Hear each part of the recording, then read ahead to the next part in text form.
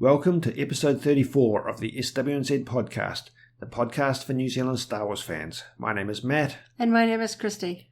We've got a lot of great Star Wars news to round up this week and have a conversation about. And we're also going to add in a new segment that will come to after we've gone through our news roundup, an interview segment where we talk to a local Star Wars fan, Tim Kibblewhite, on the topic of X-Wing miniature gaming. So we'll get to that in a little bit, and we'll also have a conversation about the latest episode of Bad Batch to wrap things up. A handful of topics to talk about in our news roundup. We'll start by reminding you, in case you haven't seen it yet, that a new documentary series that has shown up on Disney Plus called Behind the Attraction, which takes a look at key attractions at the Disney parks in the US and around the world, is now available on Disney Plus.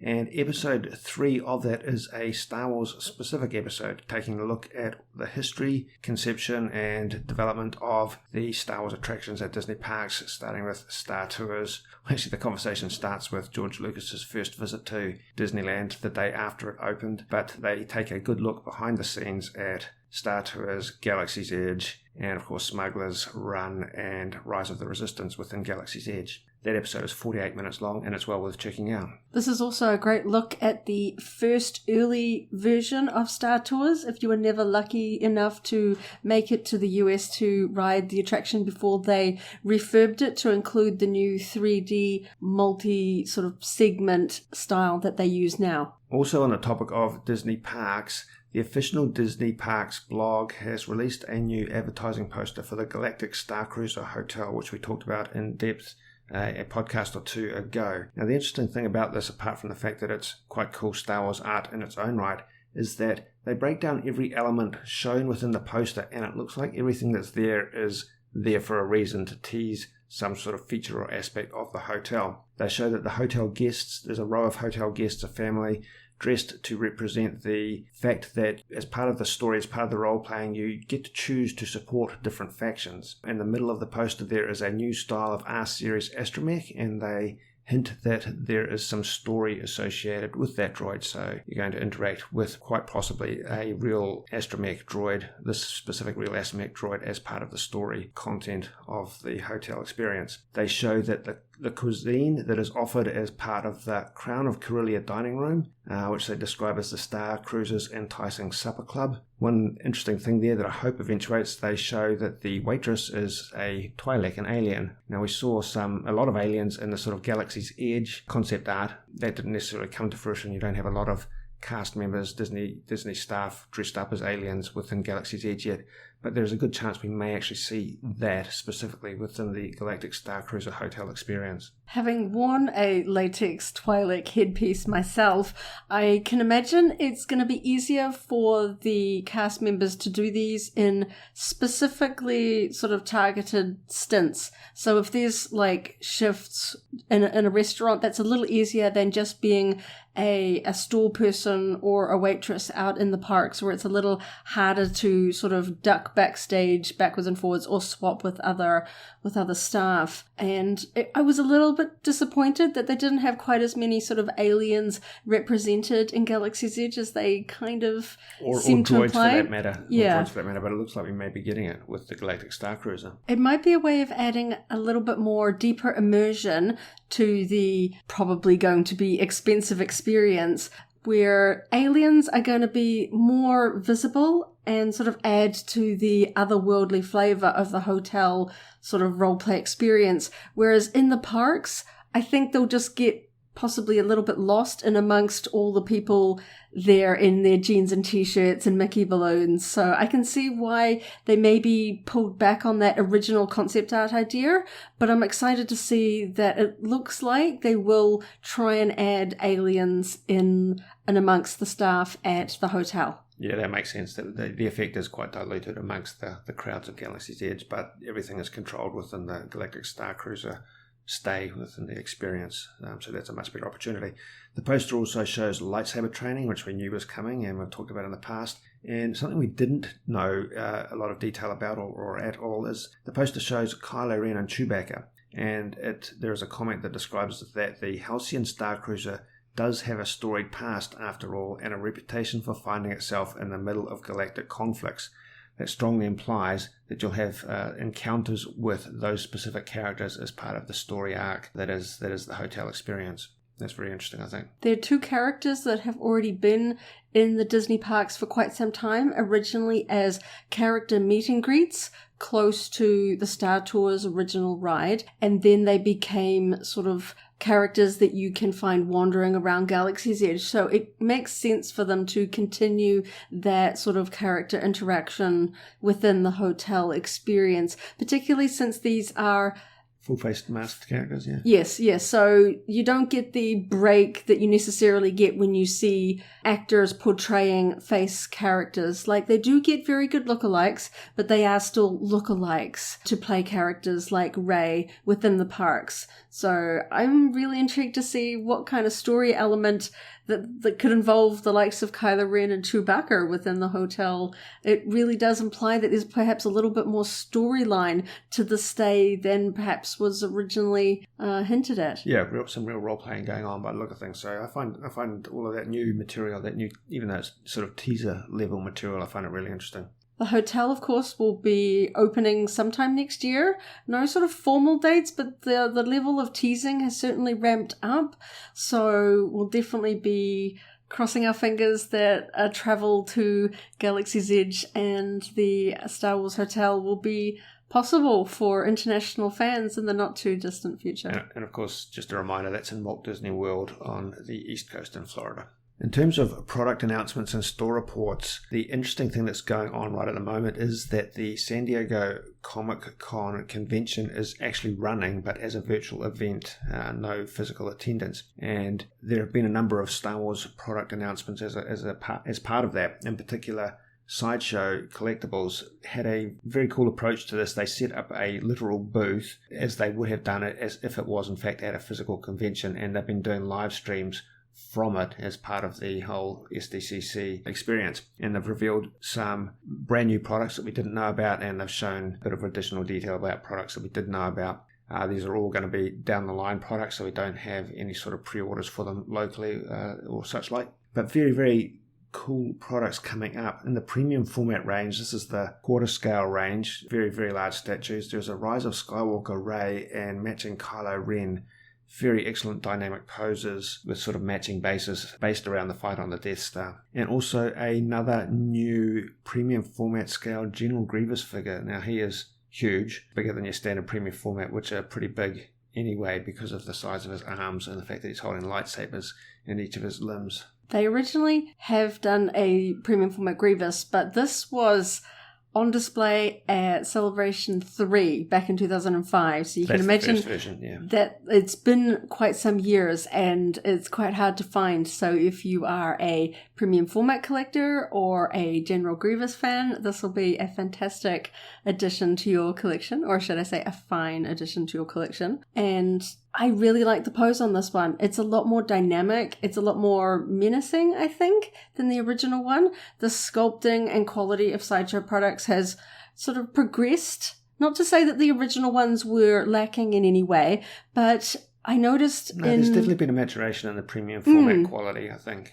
I remember being a fan of the original Luke and Leia premium format, some of the very original ones that they did, but I'm kind of glad that I waited to get their newest version of Leia. I couldn't get the original Leia when it came out. It was expensive at the time with the exchange rate, and when they did a New Hope Leia premium format recently, I just thought the sculpting and the likeness was all just a little bit notched in there. It was just a little bit better. And so if you're somebody that really has to be selective about what you add to your collection for budget or space reasons, the new pieces are really worth considering. And also from Sideshow Collectibles, or at least via Sideshow Collectibles, is a whole new lineup of Hot Toys 12-inch scale figures.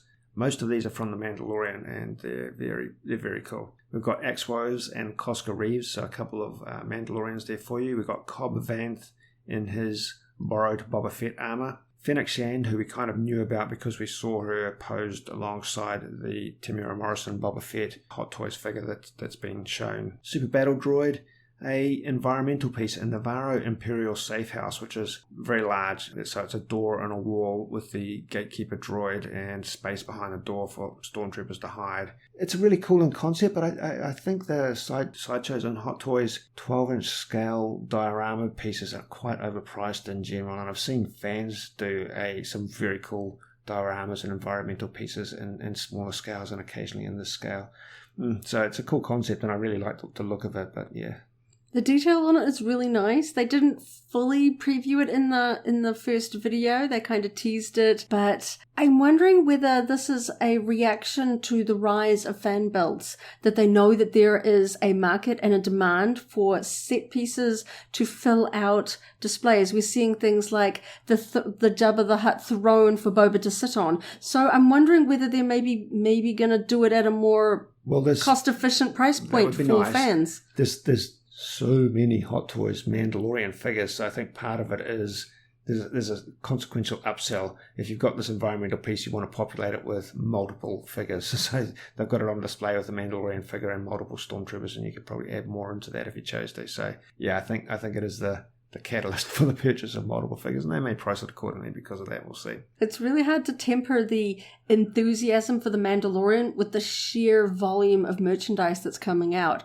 I'm a particular fan of the Hot Toys figures, but they're already doing new versions of essentially the same figure, but just like different accessories and a few other sort of extra little pieces. You know, they came out in a deluxe version. Now there's a version on a blurg, and there's a version with Baby Yoda. And it's like, oh my gosh, for completionists, it's got to be a little strain on the wallet. Specifically on that topic, they also showed what they're calling a Grogu set, which has Baby Yoda with a variety of accessories, including a Tython mound from his meditation scene.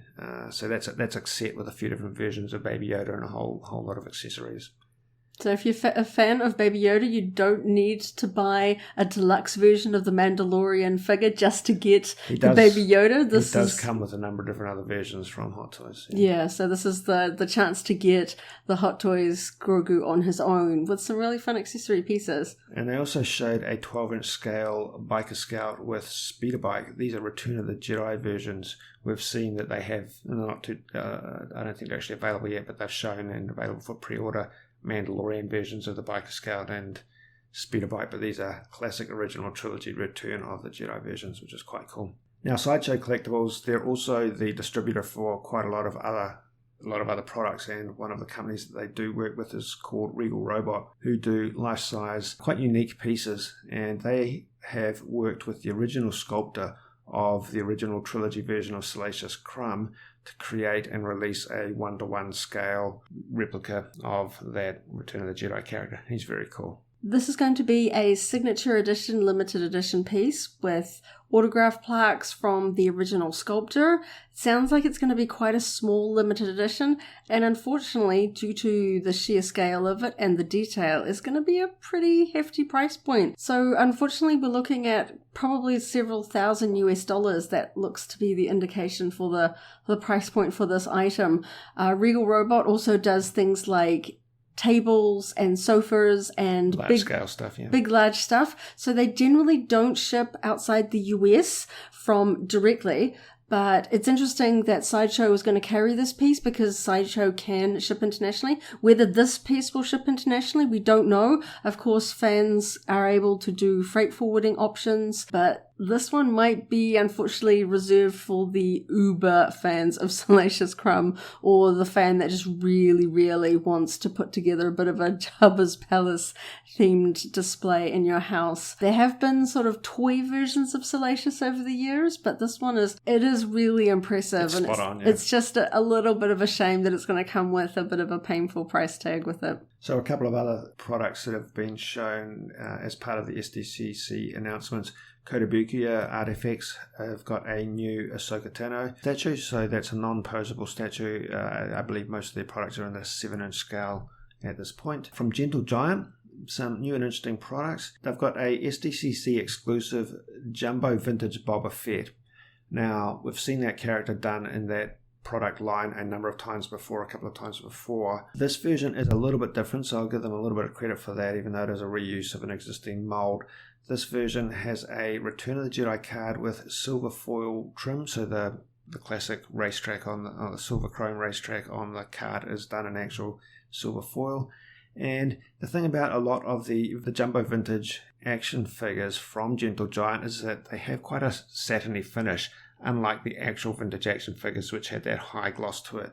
And this version of the Boba Fett figure, they've tried to recreate that glossy paint application, which will be interesting to see in person. Also an SDCC exclusive in the Gentle Giant mini bust range, there is an Ian McCaig concept version of Darth Maul, which looks very cool. As a big fan of the concept art books, I'm quite familiar with some of those standout art pieces, so I'm really excited to see concept art jumping off the page and going into a collectible form. This specific version of Darth Maul was interpreted, in a sense, into an action figure way back when, but it's fun to see it turned into a mini bust. Obviously, most concept merchandise is based around the Macquarie designs, which is really fun, but I feel like there are so many artists that have contributed unique designs to the world of Star Wars. I think this is really neat, and I kind of hope we see more of this kind of concept idea. You kind of hope you see Ian McCaig's concept Amidala, don't you? Yes, of course. He did do some beautiful Padme designs,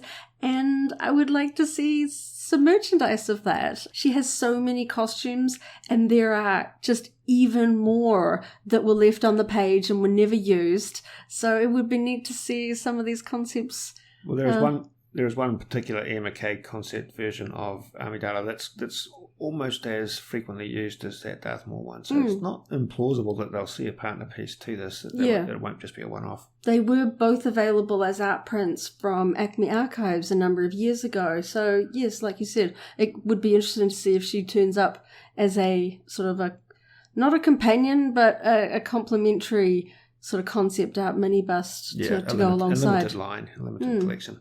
So both those two pieces are described as SDCC exclusives, but you can purchase them even from New Zealand. They'll ship to New Zealand directly from the Gentle Giant website right now. And I think the meaning of SDCC exclusive in this instance is that they just won't be going out to other retailers at this point. Gentle Giant have also recently put up for order a jumbo version of their vintage style Mandalorian action figure. That is currently a Premier Guild exclusive, and I believe if there's others left over, that'll open up for general release shortly. Now, not technically part of the SDCC announcements, but something that a lot of people were talking about earlier today and that we are very excited and interested to talk about is that Hasbro revealed quite a collection of new products based on the older Clone Wars micro series by Genndy Tartakovsky.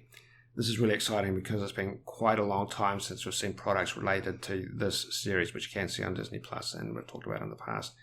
So what they revealed earlier today on Thursday New Zealand time was a series of 3.75-inch vintage collection figures where the card backs all have images from that Clone Wars micro series. We're going to see Ayla Secura, Luminara Unduli, Barriss Offee, an ARC Trooper Captain, that's the one with the red paint apps, a standard ARC Trooper who has blue paint apps, a Battle Droid, the dark brown version from the Clone Wars animated series. These are super, super cool. The figures themselves are not animated in the style of the original micro series figures that were very stylized to match the show, but they do feature sort of colouring and details that feels like it fits more with the micro series than how these characters appeared in the film. In particular, Barriss Offee has a more purple tone to her than she did in the movies and in the other animated series. So that's quite fun. I know it would take quite a lot of sculpting work to make more, and these figures were done in a variety of different ways. I don't know that these three female characters were done in the animated style in the original series, but the ARC Troopers were, so they could have done that as sort of reissues. They were probably got the molds for that in the archives somewhere, but just seeing the classic animation style on the backing card and the logo is really fun to see. And I have to wonder, does this Has this been in the pipeline for a long time? Or is this maybe in a response to seeing the amount of people that would be watching the micro-series once it was available on Disney Plus and seeing just how many fans there are that still love the show? Well, they have access to viewing numbers, and that's really interesting marketing information. So as well as those 3.75-inch vintage collection figures, there's going to be a small set of Black Series 6-inch figures. Now, the fun thing about these are these are going to be scaled-up versions of the original Clone Wars backing cards, like we've seen with a number of other lines and talked about in a number of other podcasts. So on these retro nostalgic card backs, we'll see an ARC Trooper Captain, the red version again, General Grievous, and Mace Windu. Again, Hasbro is knowing exactly how to get me. They've been continuing with some of my most nostalgic backing cards, and then, of course, bam, they come out of left field with the micro series. Now, I thought they would never do this. On Disney Plus, the original micro series Clone Wars series is kind of kept separate from a lot of the other modern era Star Wars content, so it's kind of it's bundled in with the other vintage stuff, with the droids and Ewoks cartoons. Yeah, so it's kind of like acknowledged that it's Star Wars content that fans love, but it's kind of it's not sort of acknowledged to the same level as the Dave Filoni Clone Wars series, which is understandable. There is sort of a disconnect with how it fits with some of the stories. The following Clone Wars series kind of overrode or undid some of the plot points that were in that series, but there's still a lot of fans that love it. And so I'm really quite surprised and thrilled that they're doing merchandise for it. It feels like it's been quite a while. I was there when the episodes were coming out, and good old StarWarsShop.com had postcards and posters and t-shirts and merchandise and maquettes. So it felt like there was a huge range of merchandise available in classic Lucasfilm fashion. But in the last sort of several years, it's sort of almost ceased to exist. Well, no, they specifically haven't confused the issue by overlaying Clone Wars micro series with the Clone Wars animated series. So yeah, they haven't overlapped pretty much.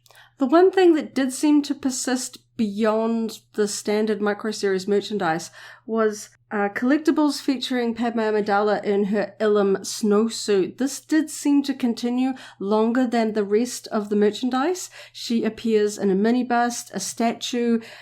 She is still the only version of Padme that Sideshow has done in the 12-inch line. Those are all real-life versions, yeah, based on the series, but they've translated into a real-life. So it was funny that Collectibles kind of picked up on a few things from the micro series, but on the whole didn't really explore the range of stories and characters and things from the series. So I know that these sort of nostalgia releases are probably not going to continue on to be full-fledged lines, but you never know. I know Hasbro does take attention to what sells well, what the fans really like. So I'm crossing my fingers that these figures do well, that they are popular with fans like myself that have just a huge love for the micro series, or completionists that just want every Black Series figure, because I would love to see them do more. Now, those vintage collection figures, they're all going to bear the Lucasfilm 50th anniversary logo, and although we haven't seen actual pictures of the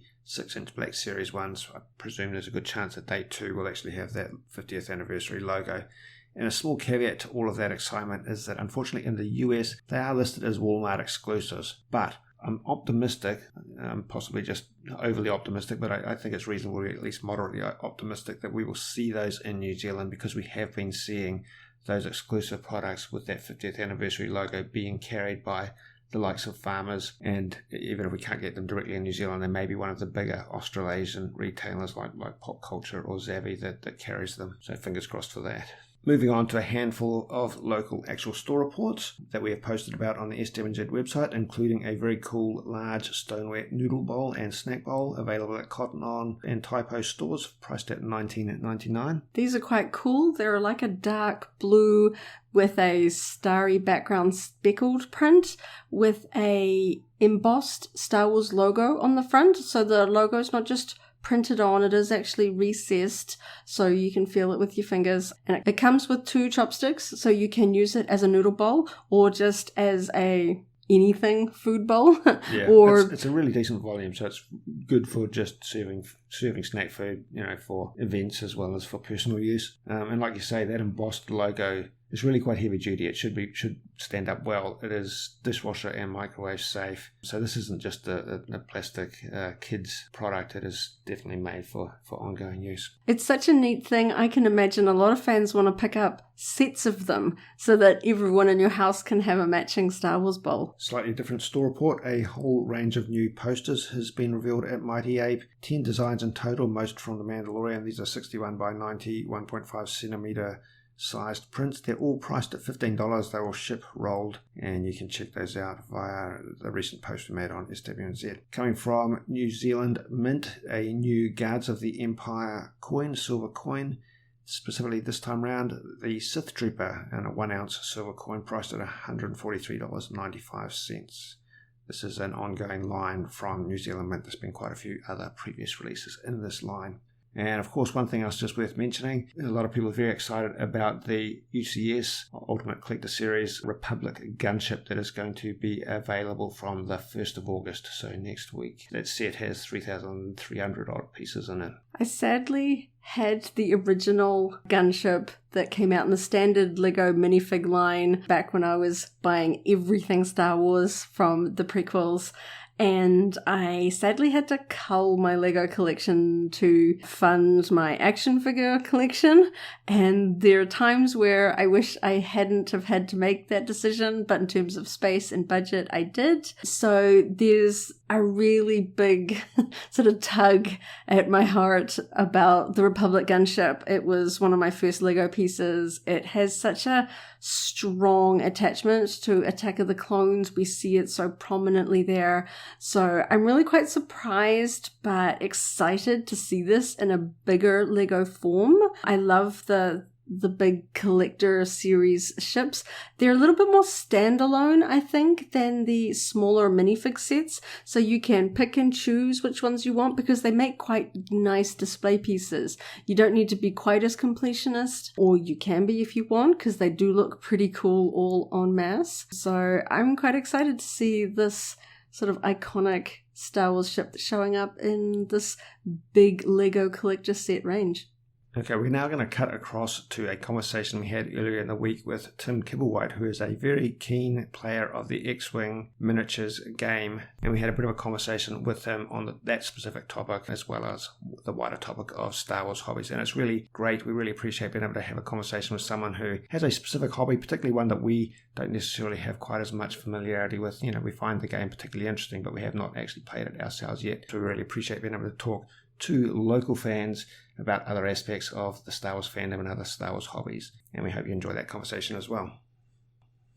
Okay, hey Tim, thanks very much for joining us to have a bit of chat about X-Wing miniature gaming and how you got into miniature gaming and your thoughts on the Star Wars fandom beyond that are as well. Well, thank you for having me. Yeah, so let's just start by having a bit of a chat. Can you give us a quick overview of the X-Wing National Showdown that's coming up this weekend?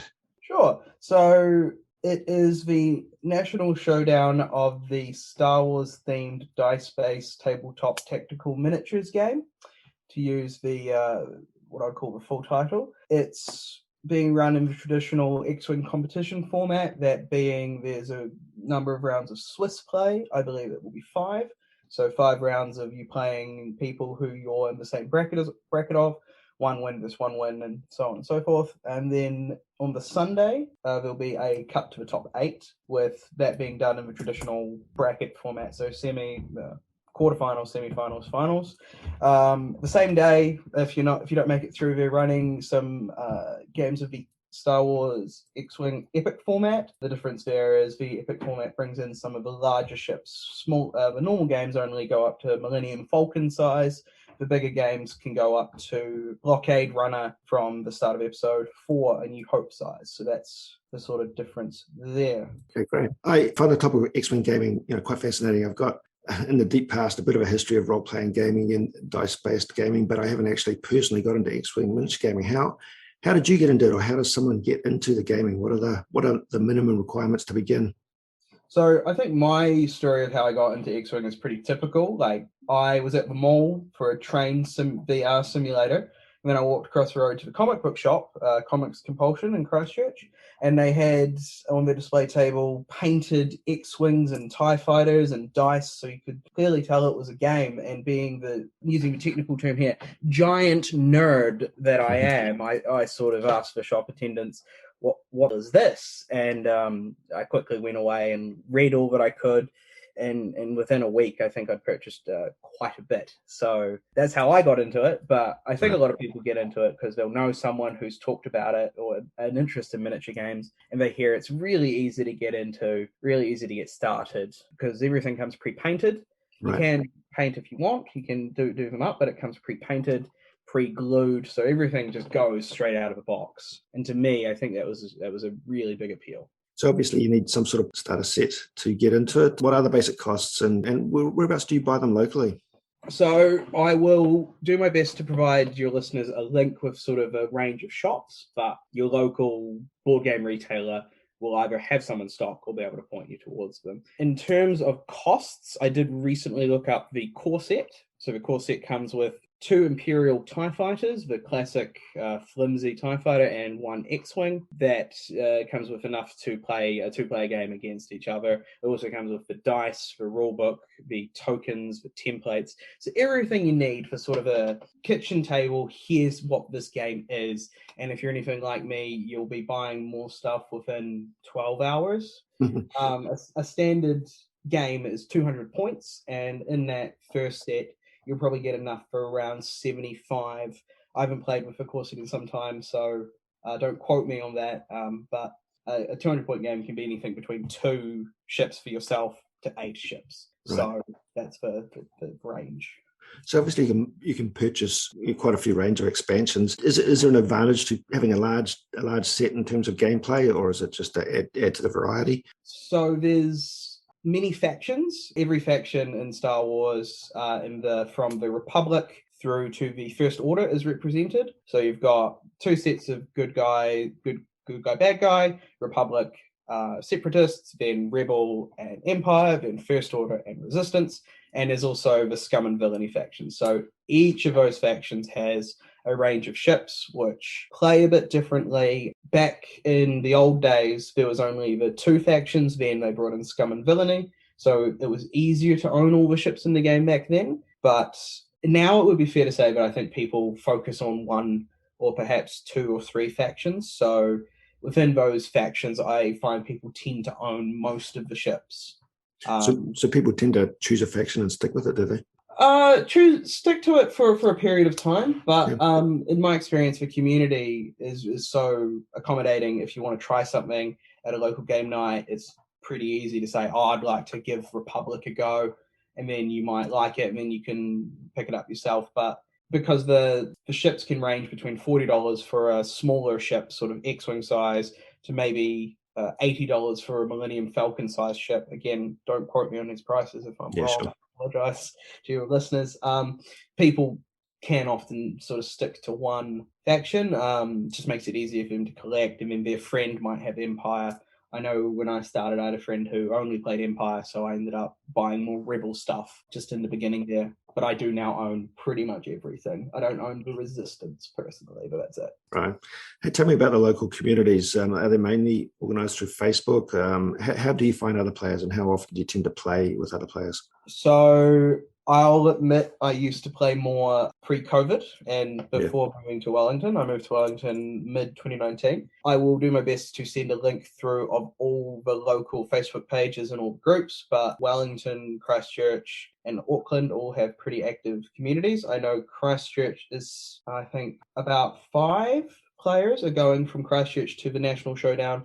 Cool. And 8 or so from Wellington are going. I should quickly throw out a shout out to the Death Star Design Committee in Christchurch and the Wellington Cerberus group. They are both, as I move, they're sort of both my home gaming groups, so I should shout them out if they're listening. Yeah, it's awesome to hear that people are actually traveling for this sort of event. That's really cool. I will say that in the past, sort of pre-COVID, traveling around the country for this was incredibly common. There was a large tournament in Australia in 2019, and I believe 15 Kiwis went over, if Wow. not more or less. I'll pick that number. So it was really common, and then COVID sort of hit. It is also available online on Tabletop Simulator. There's a tournament going on right now with 7 or 8 or 9 Kiwi players. It's called XTC. There's a big international tournament, and there are Kiwis participating in that as well. So it is a huge game. I believe it is the largest tactical miniatures game in the world. It overtook 40K at some point. Wow. Okay. So it is a big game. Yeah, that's said a lot. So, when you talked about when you first spotted gaming in the store and in the attraction, sort of visually at that point, but what is it about the gameplay that you personally like, or about miniature gaming in general? What keeps you hooked? So what kept me from getting into it as a younger person is the painting and the glowing. I'll be perfectly honest, because I'm quite a clumsy oaf, so I wasn't really able to get any of the painting or glowing anywhere except my hands. So seeing a game that you could just play right out of a box was hugely appealing. But with X-Wing in particular, it has so many elements of gameplay that I like. So there is the tactical decisions and list making. So I often, when I'm speaking to people who might not game as much as I do, like to call it space chess with dice. That you get to choose how many pieces you bring. So you could bring 2 queens or 2 Millennium Falcons or 8 pawns of TIE fighters or Vulture droids. So you get that really interesting list building mechanic where you choose what you're bringing to the table. And from there, the gameplay itself is also fascinating because it's a game of positioning. So every turn you move your ships to another place, but then there's this element of almost bluffing and prediction because if your opponent sends his ship here, your ship can't also go there. So you have to think, well, if he's doing this, I'll have to do this, and sort of responding to your opponent on the fly. I will put a link into some tutorial videos on how to play the game, because I think some people might be listening and thinking, what the heck is he talking about? But it's got a lot of gameplay elements that I really like. Yeah, I can appreciate that sort of element of strategy that's just generally engaging. That's why games, I guess, on the whole succeed. But yeah, clearly this one's got a strong Star Wars flavor, and it's obviously hit the right notes because, as you described, very, very successful globally. It's definitely huge. And I think another element that's really good for people is it's relatively quick. A tournament game is 75 minutes from start to finish, and that's as long as you get. Yeah, that's really key and interesting to know. Okay, so really enjoyed talking about X-Wing miniature gaming, but we also like talking to Star Wars fans about Star Wars hobbies in general. So just while we've got you on the line, why don't you tell us what other Star Wars hobbies are you personally into? Well, I'm looking to my left and I'm seeing my Lego A-Wing, my Lego Corellian Corvette. I'm debating whether I can spend $600 on a Lego Republic gunship that just came out in the new good-looking version. Yep. I've got a Sphero R2-D2 that I can see. So I'll bring it back to huge nerd. And I think Star Wars is one of the ways in which I am a particular giant nerd. What was the first Star Wars movie you watched? What was your first exposure to Star Wars? I want to say Ewok Caravan of Courage, just because I giggle to say it. Yeah. But if I'm being perfectly honest, it would have been episode 4, 5, or 6 when I was shown it by parents. I can't remember it specifically, but I just remember always liking it. Like, I think I was taken to see episode 1. I must have requested it because it was for my birthday, now that I think about it. So I guess it's always, as far as I can remember, it's always been in my life. So I don't know the answer to that question. No, that's common. They are hard questions if it's been a big part of your life for a very long time. Do you have a favorite Star Wars character or characters? Does it come into play with your X-Wing gaming? What is your faction? So interestingly, all of the characters from the movies and shows are in there, from Zam Weezal, the Changeling in episode 2, right through to Luke Skywalker. And they do, interestingly, the Jedi have a special mechanic where they get Force tokens, and they have done a really good job of bringing the Jedi into the game in an interesting way. And I'm talking about X-Wing to sort of monologue my way around not knowing who my favorite character is. Oh, goodness. I should have done my research before I came on your show. Okay. I'll go with Darth Revan from the original Knights of the Old Republic game. I can't see anything that he does going on, but that character and the reveal, spoilers for anyone who hasn't played it, but it's over 15 years, that original reveal and the character, I think stands up as one of the best Star Wars stories. So I'll go for Revan. Yeah, good call. Very popular component of the expanded universe. But anything from the tour, the MMO, I don't know anything about that part of Revan. So if he becomes awful, don't quote me on that, please. No, I think it's generally what they've done with them in the more recent content. I think people generally approve of it, particularly those that grew up with the KOTOR origins. So yeah, I think they're pretty safe in that regard. Oh, good to hear. We live in a really interesting time where we've got an absolute feast of Star Wars content being delivered to us and coming up in the near future. What sort of things are you particularly looking forward to that you've heard of that are going to be coming out? Fallen Order 2. I brought my Xbox only for Fallen Order. Okay. Then I learned it can do other things. But that was the only reason I originally picked it up. The Fallen Order game, I was quite lucky because there was about maybe 8 years in which I didn't play video games a lot. And I heard the criticism of Fallen Order was only it's a lot like Uncharted and Tomb Raider and Dark Souls. So if you played those, you might not enjoy it. And I thought, well, I haven't played any of those. So a game that slaps them all together and puts a Star Wars skin on it, why not? So definitely that. I'm interested to see what they do with Book of Boba Fett because Temuera Morrison is, and I like his acting in Aquaman and what he did in Mandalorian. I'm currently watching Bad Batch. Yep. Every week as it comes out. I'm personally enjoying it. I do wish the clones would take off their armor because they're not incognito, but it's all things like that you can forgive. Yeah. All right, awesome. Hey, let me wrap things up by asking you just a straightforward question. If you were a Jedi or a Sith, what color would your lightsaber be? And secondly, what force power would you be tempted to use for mundane or everyday purposes? Force push would make playing X-Wing easier, but I'd also be able to cheat like Qui-Gon Jinn does against Watto, so it feels unethical. The lightsaber, it would probably... I've recently got back into Jedi Academy. We had a LAN party and we played that a lot, so what did I go with? I went with my Sith was a Wookiee with a two-handed lightsaber because that looked awesome, and I think my Jedi was one-handed with a blue lightsaber because you can go over the rainbow, but blue is just that classic, I don't know, blue. Yep, sure. Without a doubt. Awesome. Hey, look, it's been really great talking to you. We appreciate you taking your time and hearing your perspective on X-Wing gaming and your enthusiasm for it, and we hope that talking about it like this leads other people in the audience to maybe check it out. Yeah, I'll chuck some tutorial. There's some very good tutorials for X-Wing, which I'll make available to your I'll link to your readers.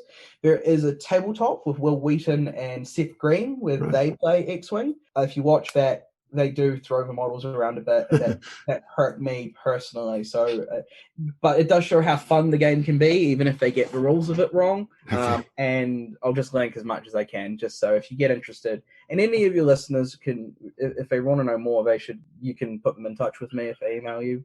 More than happy to chat to anyone about Star Wars or X-Wing anytime. Awesome.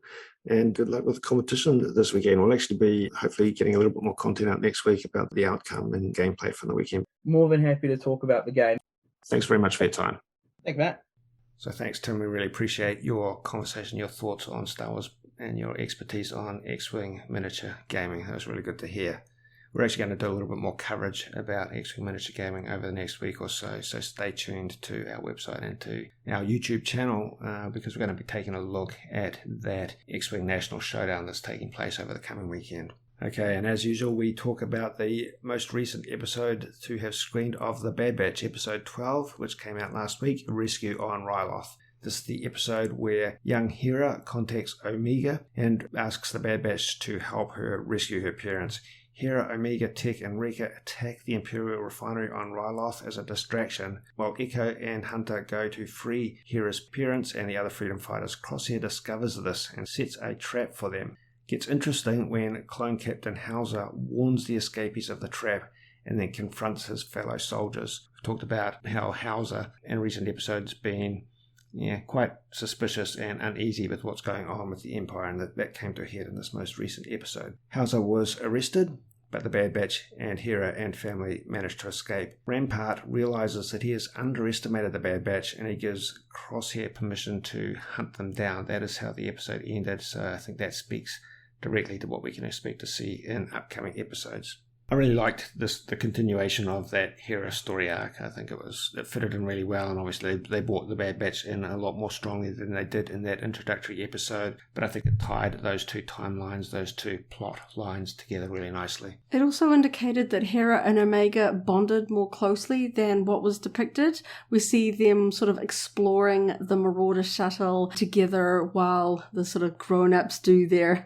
weapon exchange outside the ship, but we find out that they bonded enough that Omega felt that she could trust Hera to give out their sort of secret comm channel information. And obviously Hera uses that pretty quickly when she realizes that her parents are imprisoned and she doesn't really have anyone else to turn to because all the sort of anti-Empire personnel that she knows is in jail, so she needs outside help. While Hera contacts Omega to help, Omega has to sort of convince the clones to go help, and it almost feels like the Bad Batch have been sort of mercenaries for a while now, that they almost forget that they once upon a time just helped people. And Omega has to remind them that soldiers help people in need, that it's not a, this is too hard or I want to get paid sort of moment. And we see Omega kind of almost standing up to Hunter, reminding him of sort of the honor of being a clone trooper and what they used to fight for with the Republic.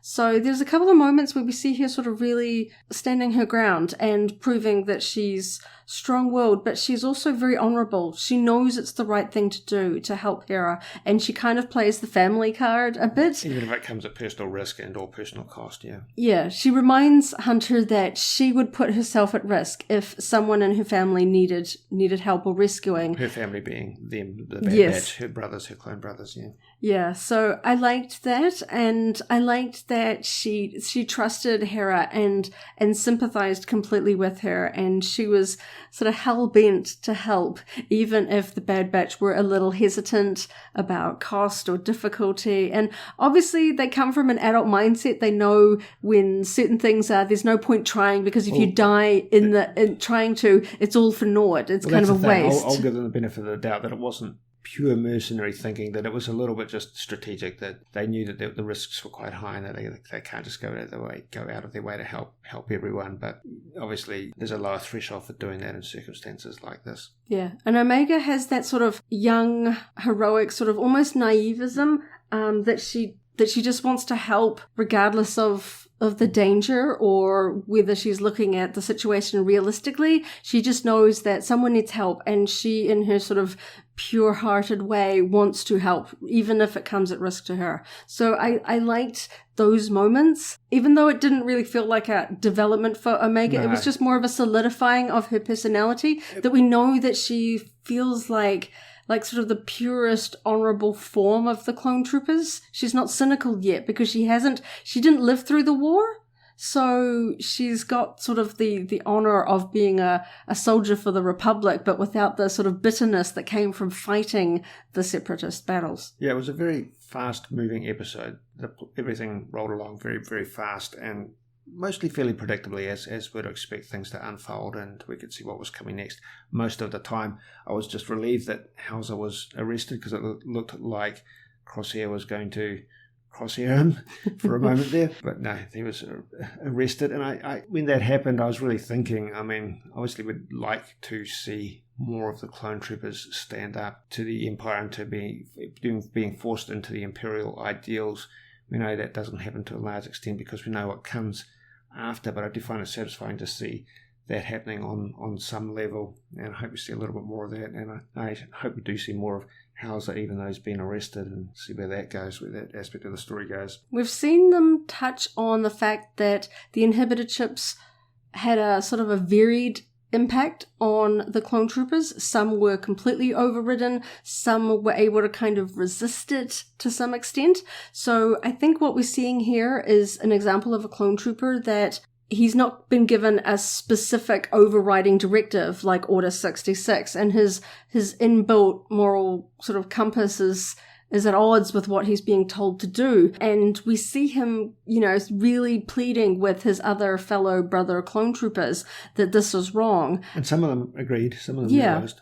Yeah. So I'm wondering whether this is unfortunately the start of the Empire realizing that the clone troopers have a lot of sort of inherently good guys in the ranks, and that they can't always trust them to do what they order them to tell them to do, and they can't just sort of, like, the inhibitor chips were probably pre-programmed with Order 66 at the time of implantation, so they can't just sort of override them willy-nilly to direct them to do what they want to do. So, because in those early Bad Batch episodes, we saw the Kaminoans and the Empire really grappling with, do we want recruits, do we want clone troopers, and, you know, which one is more effective, which one's going to be more loyal and obedient. And I think moments like this are going to just be another sort of proving point of, yeah, maybe the clone troopers are not going to go along with the sort of the evil, heavy-handed plans that the Empire wants them to carry out. Yeah. And I don't want to see him get executed, but I know that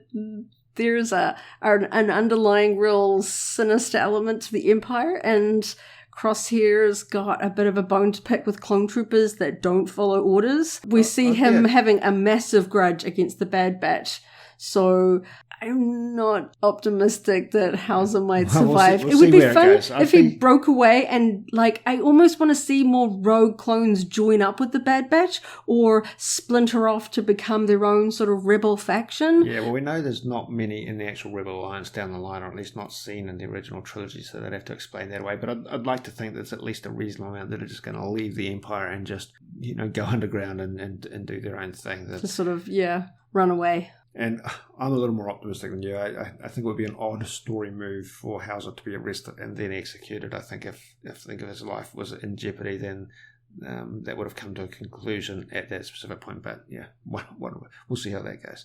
We still have the concept that they tried to, or possibly did, assassinate Orn Free Taa. They sort of seem to be playing, did he die? Are they playing the crowd in that they're like, oh no, he was attempted, assassination. It was an attempt and didn't succeed. Are they going to continue to pin it on the rebels? Is he going to pin it on a rogue clone trooper so that he's got a reason to execute him? And it doesn't look like a bad thing. They're like, oh look, we found the insider that was working with the rebels, and now we're just going to execute him. Like I don't know why they're playing with the Orn Free Taa. Bit of a weird loose end, to be honest. Well, but we'll see how that plays out as well. Yeah, because they weren't explicit that he had died. They haven't out and out said it. So we don't know whether the Empire is just lying to keep the people on Ryloth kind of under control, and they're like, no, he's okay, he's recovering, it was just an attempt, while they continue to basically fill in the gap and control everything with a senator out of the way. Yeah. So I'm kind of hoping they give us a little bit of closure there. I mean, I know it's a side story, but it's kind of a intriguing one that they haven't out and out said that he's dead. Yeah, I'm not sure where they're going with that, to be honest. I mean, on the whole, Rampart's a fairly two-dimensional evil character, but evil bad guy. He reminds me of Krennic in that he's got a personal ambition to ascend in the Empire, so that's why he's pushing recruits. He wants to sort of bring something to the Empire that benefits the Empire and benefits him for being the person that kind of spearheaded that project. So I feel like he's sort of ambitious. Yes, he wants a legacy, yeah. And he's definitely scheming. He's definitely got plans and is manipulating things, particularly with the Kaminoans and what he's doing on Ryloth. I mean, is there a specific reason why they're occupying Ryloth specifically? Or, like, it seems odd that sort of like a high-ranking Imperial and Crosshair would be there? Is it just they happen to be sent there, or is there something more specifically about Ryloth that we're yet to learn, that why they've got some powerful people in play? Because Crosshair doesn't seem exactly surprised that the Bad Batch is there, and almost eager to go after them. Like obviously he's having to follow orders, but he really, really wants to go after them and eliminate what he sees as traitors. So I think he's almost like glad that they're there messing up things, because it gives him that final excuse to get the order to go after them. So I guess we're going to have to see what happens next with that. Well, yeah, we're down to just a handful of episodes from this point, with another episode coming out this Friday. Looking forward to seeing that, as always. I am wondering if they're going to give us a couple of final sort of gasp moments in these final by dropping in just some... don't be an end of season cliffhanger. Yes. No, not really. But they've done a couple of like fun character introductions. You know, they threw Cad Bane in there. We've had Fennec Shand. We've had Hera and Chopper. It'd be interesting to see if they throw something else in there. Are we going to see like a young Thrawn, because we know he's a powerful character in the Rebels era? So like I don't even know what could possibly crop up. I'm sure they've got something pretty exciting in store for the finale, like they did with Clone Wars Season 7. They're not just gonna just do sort of like a basic storyline. I feel like they want to really ramp things up in preparation for Season 2, wherever that will lead us. I mean, the ending of the Mandalorian seasons were pretty spectacular, so I'm expecting a sort of that sort of exciting but tantalizing leading us on to the next season kind of feeling after we get to the end of this one. With only a handful of episodes left to go, there's a lot of tension and a lot of interest and excitement to see where it's going to go, where it's going to leave us, to what extent it's going to leave us hanging. But on that note, that's about it for this installment. I guess we are done doing talking. Thank you for tuning in. We appreciate you taking your time to listen to us, share our passion, and just have a conversation about Star Wars. Stay tuned to our website, SWNZ.co.nz, for Star Wars news for New Zealanders, and another podcast episode next week and every Friday. Don't forget you can jump on over to either our Facebook group or the SWNZ message boards to discuss all the latest Star Wars news with other Kiwi fans. Thank you for listening. And may the Force be with you. If you enjoyed today's podcast, go ahead and like the video, check out the SWNZ Podcast playlist for our other episodes, and subscribe for alerts about new episodes. See you next time.